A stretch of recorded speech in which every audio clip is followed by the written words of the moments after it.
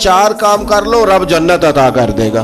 क्या ऐसी चीज है जो करूं तो अल्लाह मुझे जन्नत दे दे, मैं कामयाब हो जाऊं? तो रसूल करीम सल्लल्लाहु ताला अलैहि वसल्लम ने चार चीजें इरशाद फरमाई। फरमाया ये करोगे तो रब तुम्हें जन्नत देगा। या रसूलल्लाह कौन सी? हुजूर ने फरमाया सबसे पहले खाना खिलाया करो। फिर हुजूर फरमाने लगे सलाम को आम करो, एक दूसरे के साथ अस्सलामु अलैकुम इसको फैलाओ। और तीसरा हुजूर ने फरमाया रिश्तेदारों के साथ अच्छा सलूक करो। और चौथा फरमाया रात को उठ के नमाज पढ़ा करो। ये चार काम कर लो रब जन्नत अता कर देगा।